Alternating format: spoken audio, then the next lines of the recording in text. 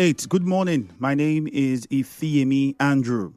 On the show this morning, we are discussing yet again issues around activities of herders in parts of River State and the clashes that we've had in the past as it concerns farmers, and how also those activities have affected the business of farmers, which has now brought about a very huge conversation in River State. Yeah, and if you remember, some days ago we had spoken to the traditional ruler in Ichie, who is also the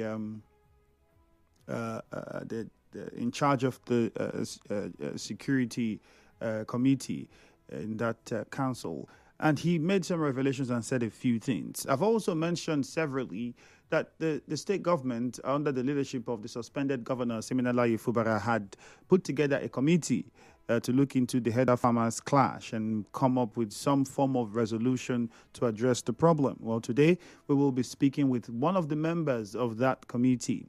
Now, he is the Vice President General of the River State Council of Islamic Affairs and also a member of the committee set up by the state government at the time to look into the activities of headers and farmers.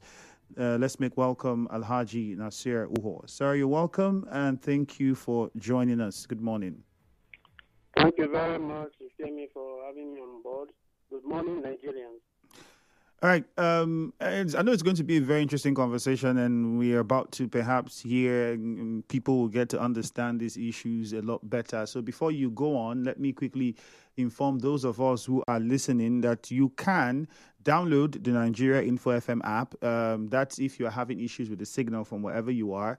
Download the app, or you don't have an earpiece. Some people have that problem. Just download the Nigeria Info FM app from your Play Store.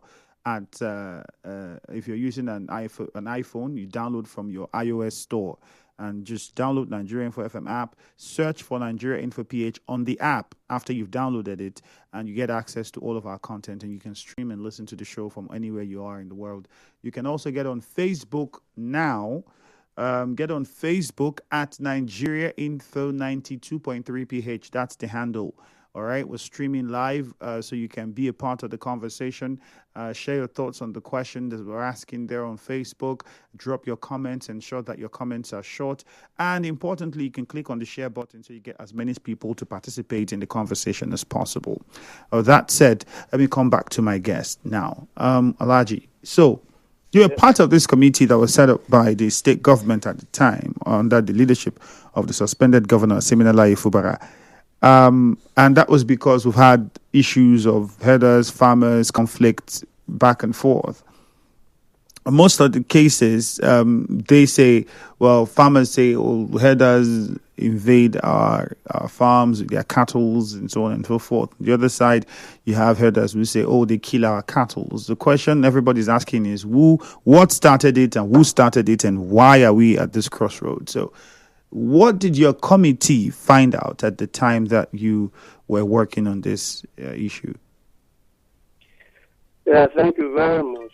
Actually, during our first visit to the governor in Government House, when he was following his election, he expressed to us his concern about the worsening cases of herders, farmers clashes in the state, and sought our intervention to see what could be done to eliminate these crises or bring them down to the barest minimum. Okay, when we returned, we held a meeting and resolved to set up a committee. We set up this committee and then mobilized them to really go into the various areas to see exactly, go into the field and see exactly what is happening, because the listing seems a bit complicated. On the face of it, you think it is just farmers and herders classes, herders going to the farms destroying crops and then farmers retaliating and all that. So we sent our teams to the areas, including such prone areas like Kana local government, Eleme, Tai, Oyibo, Eche, Ikwere, Ahoda East, Ahoda West, and the more local government areas. These were the 9 local government areas that are grossly affected.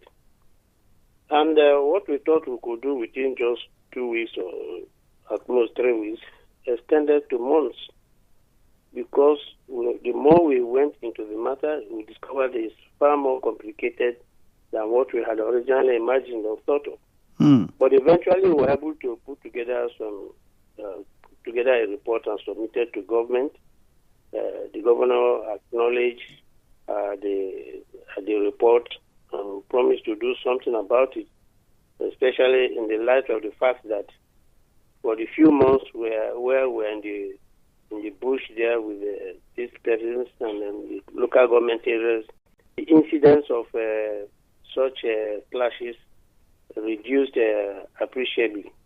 So the governor thought of building on that and doing something, but unfortunately, here we are. Before he could do anything, he's out of the house. So we discovered that there are quite a number of issues that were not open to the public. But we're able to identify the most, the immediate, and the latent causes of these clashes. When you come to the issues of remote causes, you discover there's no strong or ties or relationship between the farmers and their leaders, those who are responsible for them, especially the headers in the bush, and their leaders or employees who live in the urban areas. They take orders or take instructions from these their employers in the urban areas. But then the relationship there is not that so strong and fine-tuned to make for serious intervention in case of challenges. We also discovered that there's a communication lacuna that is between the headers and farmers, organized groups, or specific organized group or authority to intervene or welcome reports and complaints that will enable them to act decisively and immediately. So we have that communication lacuna between the headers, farmers, and the government. We also discovered that there's this godfatherism effect. The headers having their employers or their mentors up there, invisible, but seemingly powerful, with a decisive enough to kind of supersede whatever constitutional authorities there is on the ground. So they hold themselves as superior to the farmers. The farmers on their own also have their own connection. They feel that these headers are like pests. They come to destroy. They are no different between locusts and this, and they come to destroy their livelihood while enjoying their own. So there's mutual distrust and mutual adherence or tie between them and their various mentors. Are these before you go, are these herders Nigerians? Let's clarify this, because there are some corners where people say some of these herders don't look like Nigerians, are not Nigerians. That's one. On the other part, some people also argue, because when I spoke with the traditional ruler from Ichie, who is also in charge of the security committee to look into this matter as well, he said a few things. And one of the things he said was, nobody can from here get up and take their business and go to Kanu, Kaduna, or just go there and you just take a shop. You just enter any local government, you take a shop without talking to the king, without talking to anybody. You just go and you start doing whatever you're doing. And then you even go to the point where you now begin to impede the natives of that place from going about their business, or even asking them to pay you fines or pay you certain monies before you allow them access to their own shops or businesses. And he says that's the situation in Ichie now, in parts of Ichie, where some communities, the farmers are left with no choice but to now begin to pay monies to those people in the farm. In fact, we got a report from one of our colleagues who's a friend of someone who's a real estate agent who was shot at when they went into the bush to do land survey and what it was. So, and then some of the things that people have been saying are like they're not sure, they are confused. Anybody can't just come into their community and do the business. At least when the headers are coming in, they expected them to first recognize the institution that's in that area. Yes, you have your freedom to do business, but recognize the institution, submit yourself so they know you, know what you're doing, and possibly they now give you area where they know you can go and you will not affect the business of other people. So how come this approach doesn't work? If you can respond to both those questions. Yes and no. The reason is that it is true that somebody just can't just come all the way from the north there and just get to your land and start grazing there. We discovered that sometimes the, should I say, the owners of the land themselves or some members of the communities themselves sometimes agree and even leave part of their land to these headers to stay. This is why it's very complicated. But when these headers come, you see, there are three types of these headers. They are not all just the same. You have the core headers, mostly these Fulanis who have known down the ages. There are mercenary headers. They are hired to just oversee and feed their living. You can't hold on to them. They are nomadic. They are more nomadic than the normal, the traditional Fulani we know. So that such header can stay in Aba, for instance, and then they just move down. They don't stop at any place for a very long time. They just stop and go away. And we also discovered that some of them move mostly in the night. So somebody can leave Port Harcourt. They can leave Port Harcourt here with their head, and then by daybreak, they may find themselves somewhere at Ahoda, for instance. And they may graze from here up down by the time they get to Ahoda. Now, the core Fulani, original, traditional Fulani headers we know of, you probably see them, one man having a wife and two kids. There are sometimes at most 2 or 3 or 4. These people, they go to the communities, obtain their permission, and they are granted a space. They build one small hut like that you can't even stand. But that's where they manage.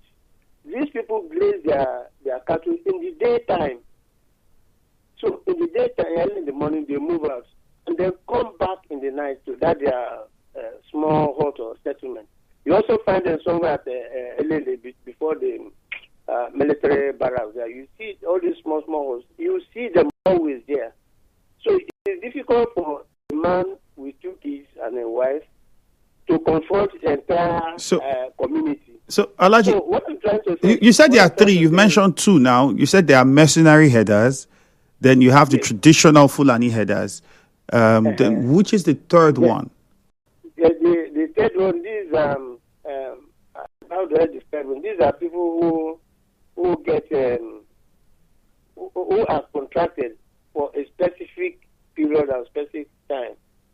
You see, the result is that sometimes these people come, they negotiate with some members of the communities and get this in. Then you turn around again, some other members of the community turn around to say, hey, the person who gave you this land is not the owner of that land.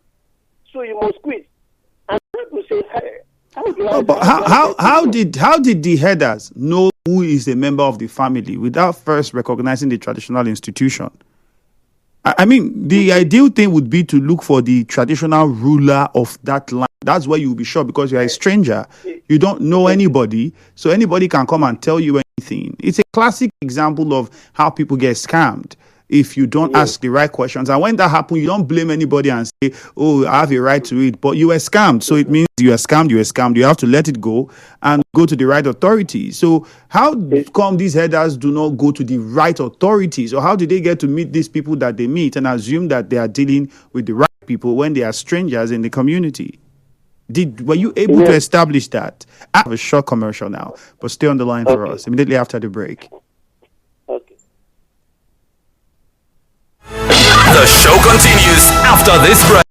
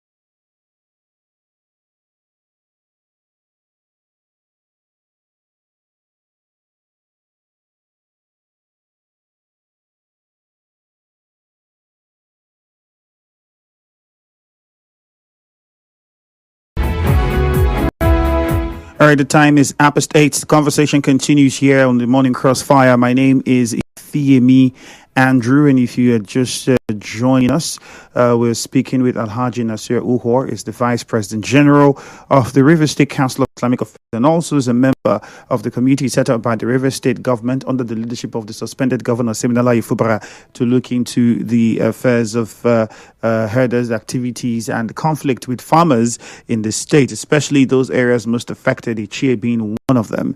Alhaji Uhor, thank you for staying on the line for us. Thank you very much. All right, I will just allow you to get back to your response to the question I had asked earlier about after you told us the three types of herders, and you're talking about how some of them get lands, and I'm like, how do they go about getting lands in a place that is strange to you and you don't know anybody? You should be looking at the authorities of that area so you get proper direction. And second question was whether these guys are all Nigerians, because there's the argument that some of them aren't, not just in River State, even in other parts of the country. Reports have been coming in that some of these guys aren't Nigerian, and that the typical Nigerian herder doesn't act in the manner that some of these people do. Okay, that is true. Let me also say that for purposes of correct information, the committee was not directly set up by the governor. Okay. After he expressed that concern, we went back and the committee to investigate. Okay. So it's still a committee, but the report went to the government, and the government received it. Okay. Like I was saying, I was trying to state that these headers, there are different categories of them. And like, it's true, there's no way you can just get into community land without making contact with community members. Now, for the different categories, you have a way. Sometimes they get into some bona fide members of the community, may even be traditional chiefs, CDCs, and the rest of them. And once these people are able to convince them that, yes, we have this land and we can lease it to you, and then do a kind of whatever thing they do and agree, and then people say, okay, leasing this one. Those are for the people who want to stay a couple of this thing. But there are those who are passing, and it is these people that cause a whole lot of havoc. Okay, so those ones passing are the ones responsible for majority of the problems. Because they don't stop anywhere to find out who owns the land, who doesn't own the land. They just pass. They are just moving from Port Harcourt. They just keep on moving. When they are done with Rumokoro, they go to Mopo. As they continue like that from there to issue. So these ones you would say are the mercenary ones or the ones on contracts? They both ways. Okay. Those mercenary ones, they are not concerned about who owns the world. They do not. They just go along the way. Whatever thing they manage, whatever they enter, and their own is to place. But unfortunately for us also, it's so very complex that even security, some members of security agencies are involved in making sure or in facilitating the passage or grazing of some of these. How? Areas. How so? Also is that you see, when these people arrive, sometimes the report gets to some security agencies, and you expected quick response. Sometimes it gets to the appropriate authorities, and there's that lack of emergency in their responses to be able to tackle these issues. It is that bad. Of course, even before our committee, we have had cases where some security agencies are involved in all this racketeering and all that. So, what is required is for us to be able to understand and then be able to eliminate the various segments of this issue, unravel them, so that we can take them one by one. Now, the problem is that those who go in the night, like they call traditional planning, they mostly mostly, I use the word mostly because you don't really have some of them also doing night grazing. But mostly they do that in the daytime.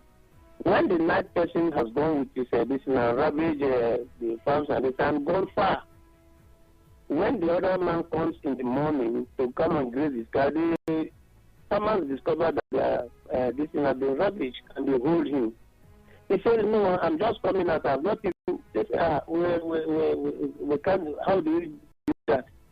You are the one we see, and no, there's no way he will convince them that. In other words, you're saying that the ones who are settled now take the blame for what the ones that are mobile have the crime they commit. Now the ones that are settled. Many a time, that's what happened. Everything they say to speak, they say nobody believes them, and this is where when the report should get to the appropriate authorities to investigate and find out this. By the time you go into the matter, you discover that this person was a vicarious victim of what some other person has done. So if you do not handle the matter carefully and you punish him or you seize his cow or kill his cow, he is simply agreed. And if there's nobody to assuage that grievance at that time, the next thing you're thinking about is revenge or trial. But that's the fear now, because for most of the farmers, we'll go to the phone lines now and take questions. I'm pretty sure a lot of people will want to ask questions.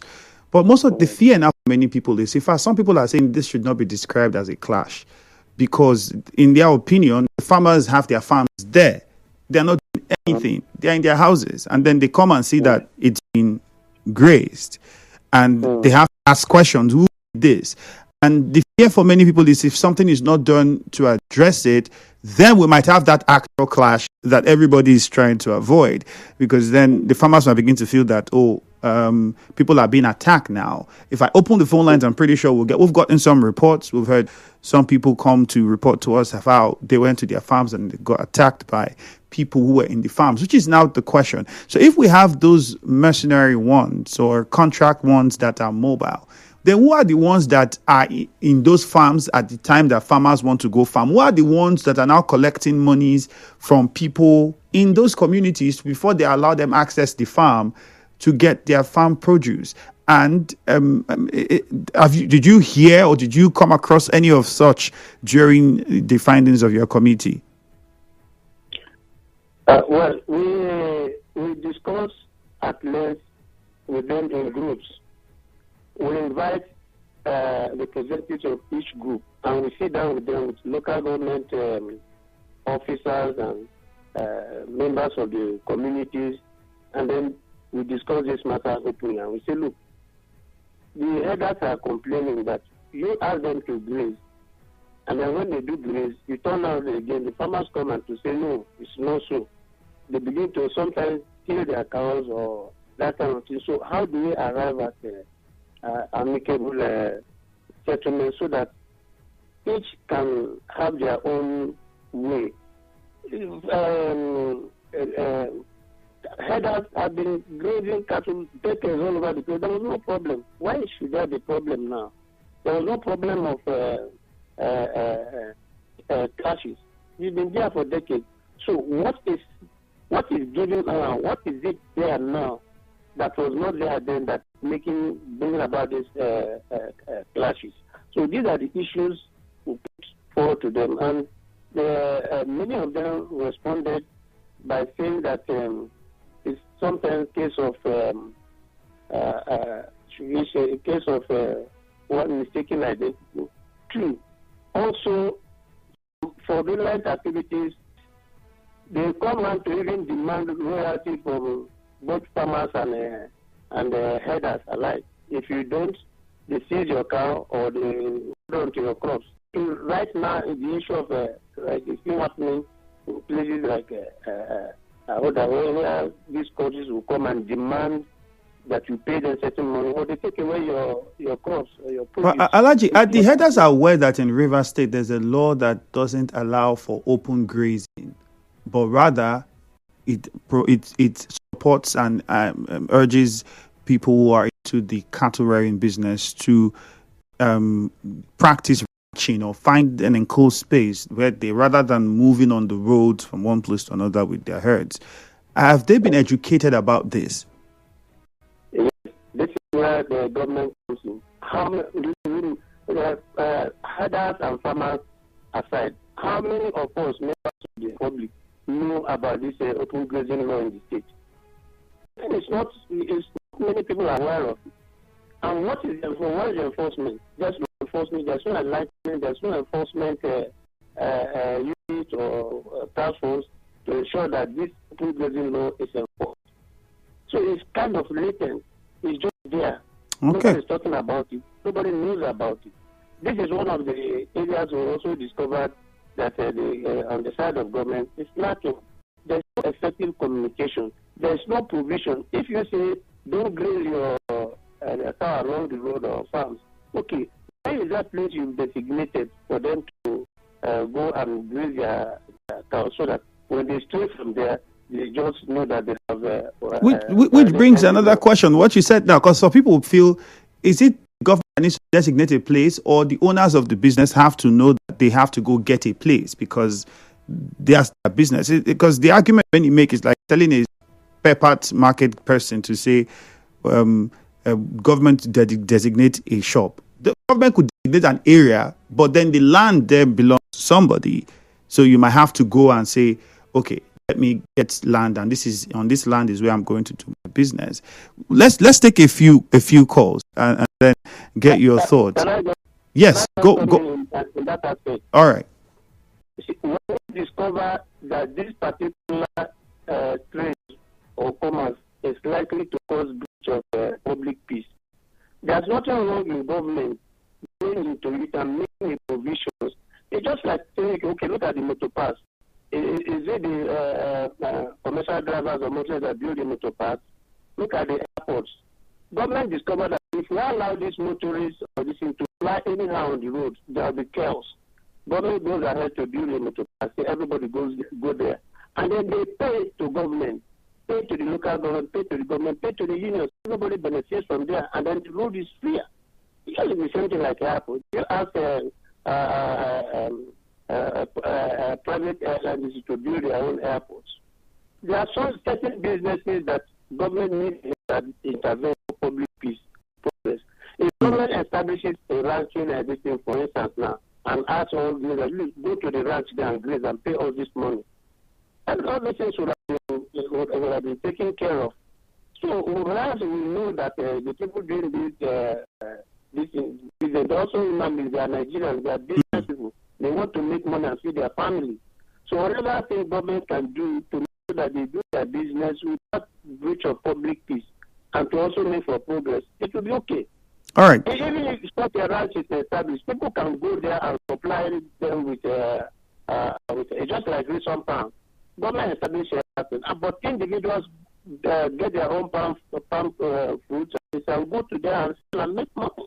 All right. So the same thing can happen with this ranching. Let's establish a ranching plan. Let's see how those people now say, no, we're not going to make use of this ranching farm. Then you ban them, and then the law applies. All right, let's go to Bimini. Ken is on the line. Ken, good morning. Good morning, Ifeami Andrews. All right, let's hear you. And greetings to your guest. Ifeami, I want to ask your guest. He made mention of 9 local governments that are affected by the headers. And he did not mention any of our local governments, Ubumini specifically.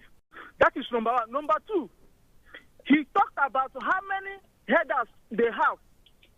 The machinery, the original one, and the contractors. Since they know that they have 3 types of headers, what were their efforts to ensure that they will be identified to know those who are causing problems in communities? Because he talked about the original one to come in the morning after the ninth one had destroyed somebody's farm. Are you telling me that someone will do something to the detriment of another, and they have a committee who is to know who are the people destroying and impersonating negatively, impersonating another headers? I don't know if you're understanding me. So I want to let your guests know that here in Ubumini, in Emma local government, we are sowing the same seed. Our crops and plants are being uprooted by the headers. Thank you very much. Good news from our three. Good morning. Good morning, my brother, man. All right, go on.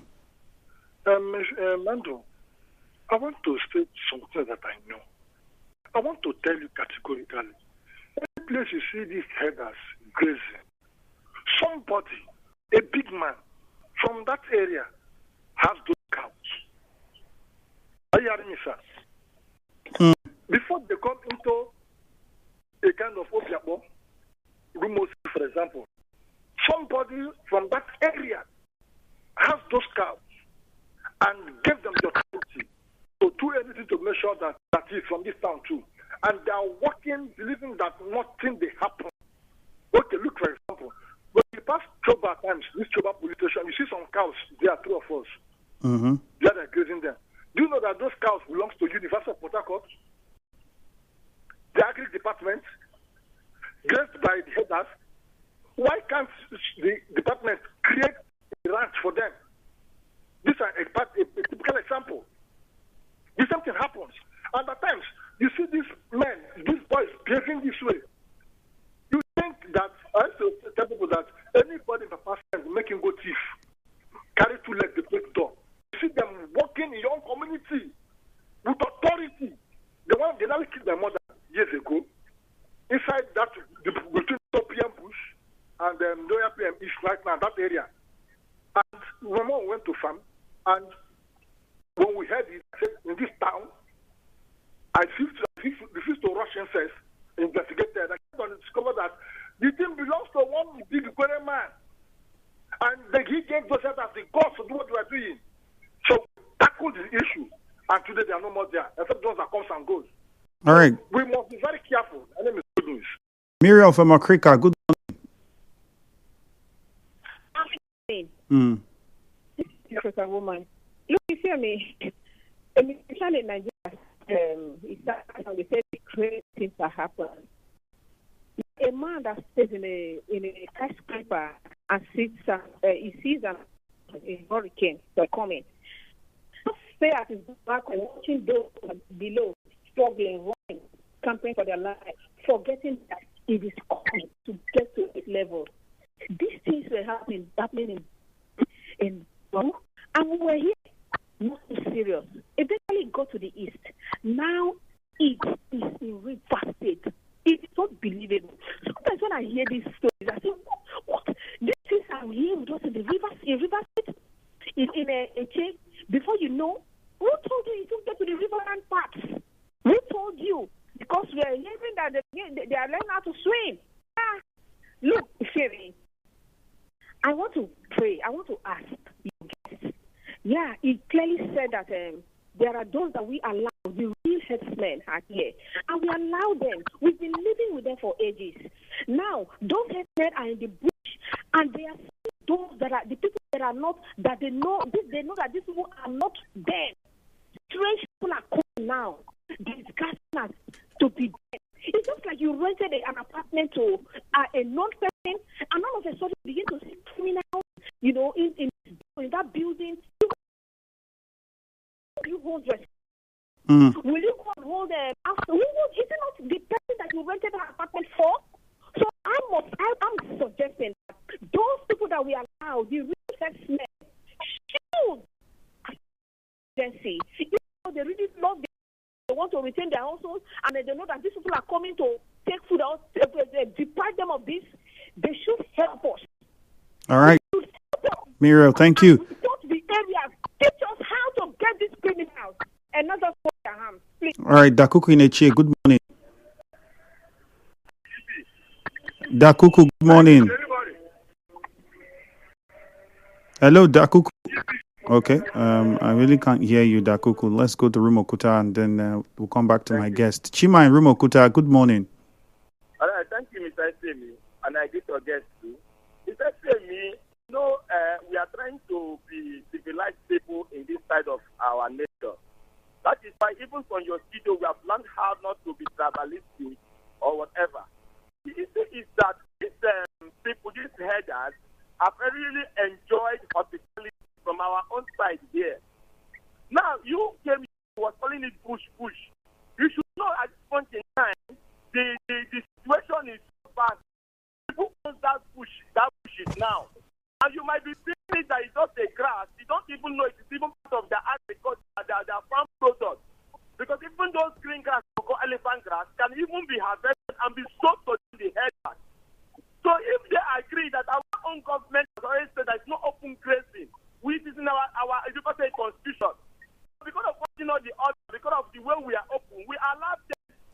Because if they do this thing and the aspect of where they begin to hunt our people and telling us that we must pay before going to our farm, they are going to put balance, no. But the issue is that because we are being so civilized, so I want to beg him, I don't have any question to ask him, so please tell his people that they should stop wounding us. They should stop wounding us. It's not fair. We never take care. We don't like it. Thank you. My name is Chima. You can call him for Mokuta. All right, Chima, thank you very much. I don't know whether it's his people when you say his people, because I don't know his family tree, so I can't tell you whether the guys were his brothers or his sisters, they are from the same village or community. I don't know, so just I had to correct that. Douglas Abel, former governor of Rivers State, signed into law prohibiting open grazing. Traditional rulers still allow herders into their land. What's the problem? The law did not say don't allow herders into your land. It said, just understand it. It prohibited open grazing. The law did not say don't allow herders into your land. It's two different things. So your guest is getting it wrong. He cannot compare a private business with a public facility like motor park and airport. Every private business buys land to do their business.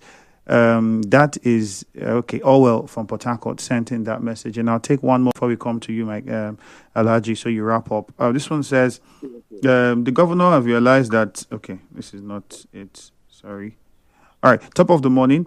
Since without checkmating these herders carrying arms to harass farmers in their farmland, farmers and herders clash will continue. Another way of stopping farmers and herders clash is the federal government to stop open grazing, thank the ability at Wegu, which is where I'll come to. After the committee, in your report, what were the recommendations you made to tackle this problem? And do you believe those recommendations, if implemented, can tackle the problem in under 2 minutes, if you can? Thank you. Let me react to the first caller. Uhor is actually part of our in our report, and I mentioned Uhor local government. So we did not leave out Uhor because we know that it's one of the areas prone to these clashes. And then secondly, the guest here is not good. The guest here, Alhaji Nasir, is from Ahoda main town, and a place so it's not about them. I am the head of the Muslims in the state. So it's not about them. If you make it them, you are going ethnic or religious. So I'm your brother. I also suffer the same fate. I mentioned Ahoda East, and you know Ahoda is the headquarters for Ahoda East. So I'm involved. So I have a passion to make sure that this thing doesn't... In few seconds, those recommendations.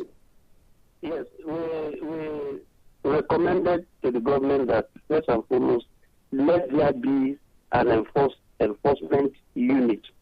We have a grazing law that is not being enforced.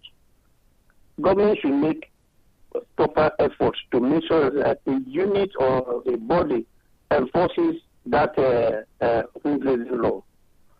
Secondly, we looked at all the gray areas and we said, let there be a permanent agency that will tackle the challenges, the growing challenges between herders and farmers, and find a way of amicably making sure that both parties exist. And we have to wrap it up now. Good morning. This one now for people who won't win and win well on live.